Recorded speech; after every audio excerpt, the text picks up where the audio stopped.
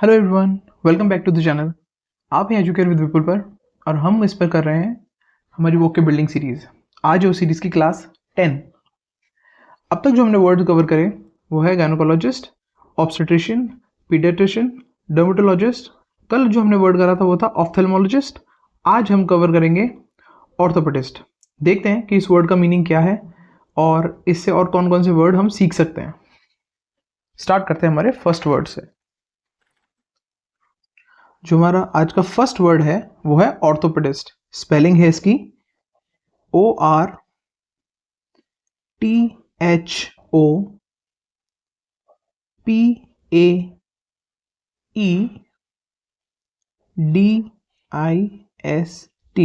Orthopaedist. Are का pronunciation नहीं होता वैसे इसके अंदर, इसका प्रोनाउंसिएशन होता है ऑर्थोपेडिस्ट। ये एक डॉक्टर है और ये क्या करता है? दिस पर्टिकुलर डॉक्टर treats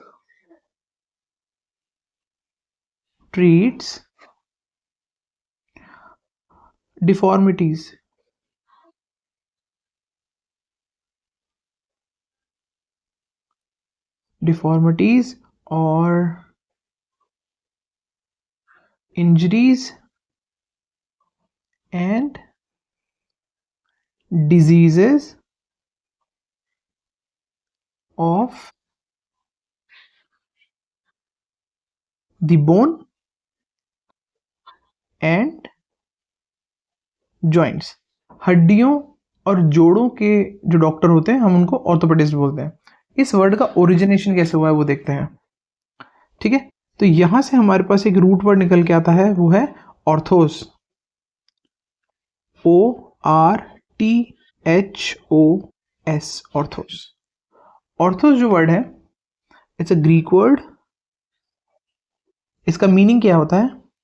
इसका मीनिंग होता है स्ट्रेट कर देना, सही कर देना, करेक्ट कर देना। ठीक है, तो स्ट्रेट या फिर करेक्ट कर देना, स्ट्रेट या करेक्ट कर देना। और जो हमारे पास नेक्स्ट रूट वर्ड यहां से निकल के आता है वो है पाइदोस। पाइदोस जो है वो हम डिस्कस कर चुके हैं, इसका मतलब होता है चाइल्ड। अभी बहुत इलॉजिकल सा लग रहा है कि यार मैंने एक तरफ बताया कि हड्डियों का डॉक्टर होता है और दूसरी तरफ मैं बता रहा हूँ इनका रूट वर्ड है सही कर देना और चाइल्ड, तो बच्चों को सही कर देना या बच्चों की कोई प्रॉब्लम्स उसको सही कर देने वाला ऑर्थोपेडिस्ट होता है। लेकिन हमने तो कल वो पढ़ा था, तो हमने जो वर्ड पढ़ा था वो था पीडियाट्रिशियन, बच्चों के लिए। लेकिन यहाँ पर हम बोल रहे हैं कि स्ट्रेट कर देना, सही कर देना बच्चों को, तो क्या ये बच्चों को डॉक्टर होता है? नहीं, इसके पीछे एक स्टोरी है। स्टोरी है 1741 की, जब ये वर्ड इंक्लूड हुआ। उस टाइम पे जो टर्म आई थी एक बुक से पिक करी गई है। बुक का नेम था प्रिवेंशन ऑफ चाइल्डहुड। तो एक्चुअली उस टाइम पे जो मेन कंसर्न था वो था करेक्शन ऑफ स्पाइनल कर्वेचर।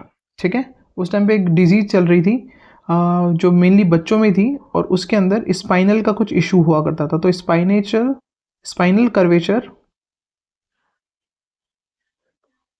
इसको सही करने के लिए ये बुक लिखी गई थी और उसके अंदर सबसे पहले बार इस वर्ड का यूज हुआ कि बच्चों को स्ट्रेट करने या जिनका स्पाइन है उसको सही करने के लिए जो डॉक्टर होता था उसको ऑर्थोपेडिस्ट बोलते थे। लेकिन बाद में इसको हड्डियों के डॉक्टर के तौर पे यूज़ किया जाने लगा। तो आज के टाइम पे जो ऑर्थोपेडिस्ट होते हैं वो डिफॉर्मिटीज़ को, इंजरीज को या बोन और जॉइंट से रिलेटेड जो भी डिजीज होती है उनको क्योर करते हैं। ठीक है, आई होप अब ये वर्ड एकदम क्लियर हो गया होगा। इससे और कौन सा वर्ड अपन सीख सकते हैं? इससे हम वर्ड सीख सकते हैं ऑर्थोडोंटिस्ट। ये डेंटिस्ट नहीं है, ऑर्थोडोंटिस्ट स्पेसिफिक फील्ड है उसकी। ORTHODONTICS, orthodontics. ऑर्थोडोंटिक्स में जो रूट वर्ड है, दैट रूट वर्ड इज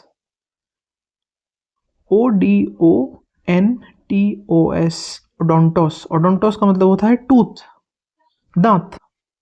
तो ये जो पर्सन होगा वो क्या करेगा? ऑर्थो का आपको पता है कि स्ट्रेट करना या करेक्ट करना, तो ये जो पर्सन होगा it will be straightening of teeth. Straightening of teeth को ऑर्थोडोंटिक्स बोलेंगे।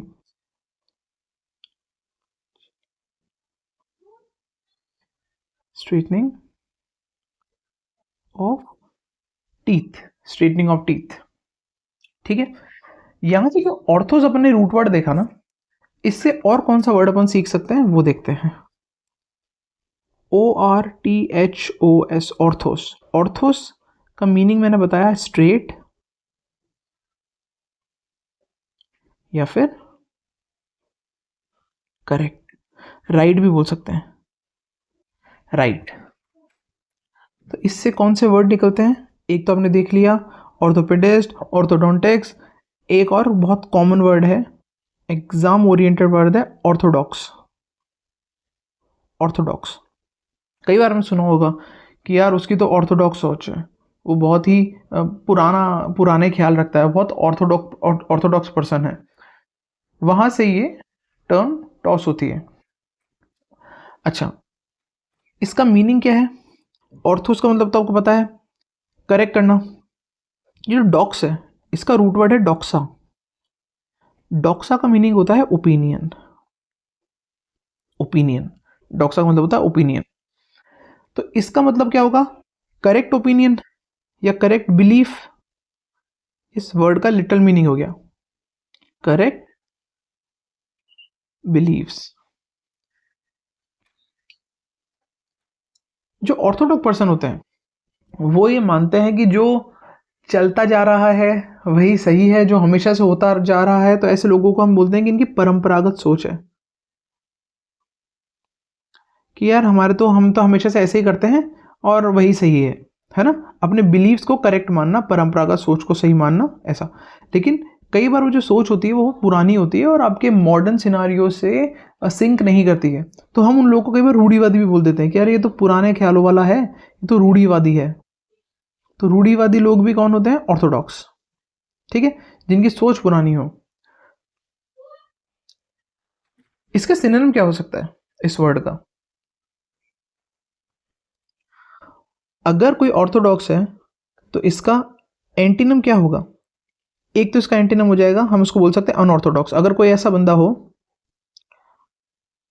जो पुराने ख्यालों को ना माने या नई सोच पे बिलीव करे या नए नए तरीके अपनाता रहे, तो हम उसको बोलेंगे अनऑर्थोडॉक्स। एग्जाम्पल, आपने क्रिकेट देखा होगा, क्रिकेट में सबने देखा है कि किस तरह विकेट कीपर्स बॉल को कैरी करते हैं, बॉल को अपने तक आने देते हैं, उसके बाद स्टंपिंग करते हैं। वो है ऑर्थोडॉक्स टेक्निक। वहीं पे जो महेंद्र सिंह धोनी थे, वो बॉल को पकड़ते ही विकेट को उड़ा देते थे। तो लोग उनके लिए ओपिनियन बनाते थे यार ये बहुत अनऑर्थोडॉक्स टाइप का विकेट कीपर है, मतलब जिसने परंपरागत चीज़ों को नहीं फॉलो करा, अपना कुछ नया सिस्टम एडेप्ट करा सिचुएशन के अकॉर्डिंग। तो ऐसे लोग जो पुराने ख्यालों को नहीं मानते, they are ready to change और नई नई चीज़ों को अपनाते हैं, वो अनऑर्थोडॉक्स हो गए। इसके लिए एक और अच्छा वर्ड है हेट्रोडॉक्स। HETERODOX, heterodox. हेट्रोडॉक्स जो वर्ड है, इसमें जो रूट वर्ड है, रूट वर्ड इज हेट्रोस। HETEROS, हेट्रोस। हेट्रोस का मतलब होता है different, something that is different, कुछ भी अलग होना। तो अगर मेरी सोच परंपरागत नहीं है, उससे डिफरेंट है, तो मैं हेट्रोडॉक्स कहलाऊंगा। हेट्रोडॉक्स का मतलब क्या हो गया? डिफरेंट ओपिनियन रखना। डिफरेंट ओपिनियन, डिफरेंट ओपिनियन मतलब हो गया हेट्रोडॉक्स। इस तरह से हम वर्ड्स को रिलेट करते हुए मल्टीपल वर्ड सीख सकते हैं। और सबसे ज़्यादा इंपॉर्टेंस होती है रूट वर्ड्स की। जहाँ पर भी डॉक्स करके वर्ड आ जाएगा, आप समझ जाओगे यार किसी विचार, किसी ओपिनियन, इसके बारे में बात की जा रही है। ठीक है, अभी अपन ऑर्थो से ही अगला वर्ड देखते हैं। ऑर्थो जो रूट वर्ड है उसी से अगला वर्ड देखते हैं। एक वर्ड होता है ऑर्थोग्राफी। ORTHOGRAPHY, orthography. ऑर्थोग्राफी का मीन्स क्या हुआ? ऑर्थो का मतलब करेक्ट करना, और ग्राफी, ग्राफी जो वर्ड है इसका रूट वर्ड है ग्राफिया। GRAPHIA, ग्राफिया। ग्राफिया का मतलब होता है राइटिंग या लिखने से related, something that is related to writing, वो ग्राफिया होगा। तो इसका लिटरल मीनिंग क्या हो गया ऑर्थोग्राफी का? करेक्ट स्पेलिंग या करेक्ट राइटिंग? करेक्ट स्पेलिंग या फिर राइटिंग, उसके लिए वर्ड यूज होगा ऑर्थोग्राफी। क्या आप मुझे और वर्ड बता सकते हो ग्राफिया से आपके दिमाग में आ रहे हैं? अगर आपको ग्राफिया से रिलेटेड कोई वर्ड है तो प्लीज कमेंट करके बताइए। जो मुझे याद आता है मैं वो बताता हूँ, जैसे कि ऑटोग्राफ। ऑटोग्राफ ऑटोग्राफ में जो ऑटो है, ऑटो का मीन्स होता है सेल्फ, मैं, तो ऑटोग्राफ। ऑटोबायोग्राफी, ऑटो मतलब सेल्फ, बायो मतलब लाइफ, ग्राफी मतलब लिखना, अपनी लाइफ के बारे में लिखना ऑटोबायोग्राफी होती है। अगर कोई राइटर, कोई सेलिब्रिटी, कोई फेमस पर्सनैलिटी अपने बारे में किताब लिखता है तो हम उसको ऑटोबायोग्राफी बोलते हैं। वहां से देखो आप हर एक रूट वर्ड समझ सकते हो। ऑटो, ऑटो मतलब सेल्फ, बायो, बायो मतलब लाइफ, ग्राफी मतलब लिखना। सो अपनी लाइफ के बारे में लिखना ऑटोबायोग्राफी हो गया। इससे ज़्यादा बायोग्राफी, GRAPHY, बायोग्राफी। ऑटोबायोग्राफी हो गया खुद के बारे में लिखना, और बायोग्राफी हो गया किसी के जीवन के बारे में। बायो मीन्स लाइफ, किसी के लाइफ के बारे में लिखना बायोग्राफी होगा। अगर मैं आज APJ अब्दुल कलाम जी के बारे में कुछ लिखता हूँ, उनकी जीवनी लिखता हूँ, तो वो बायोग्राफी कहलाएगी। अगर वो खुद की जीवनी लिखते हैं तो वो ऑटोबायोग्राफी कहलाएगी। जियोग्राफी, जियोग्राफी यानी भूगोल, यानी कि जियो, अर्थ, इसके बारे में लिखना अगर कुछ भी होगा तो जियोग्राफी। एक और वर्ड है कैलीग्राफी, सुंदर राइटिंग। कैली, GRAPHY, कैलीग्राफी। कैलीग्राफी का मतलब होता है सुंदर लिखावट, है ना। अच्छा सुंदर कैसे? ये जो कैली है इसका जो रूट वर्ड है दैट इज कैलोस। कैलोस अगर कहीं आपको दिखता है या कैली करके आपको वर्ड दिखता है तो it is a symbol of, और इट रिप्रेजेंट ब्यूटी। तो ब्यूटी राइटिंग, सुंदर लिखावट को कैलीग्राफी बोलते हैं। इस तरह से वर्ड्स को सीखना थोड़ा आसान हो जाता है। एक वर्ड अपन ने यहाँ पे भी देखा था डॉक्स करके। अब एक बार अपन देखते हैं कि उससे और कौन कौन से वर्ड अपन सीख सकते हैं।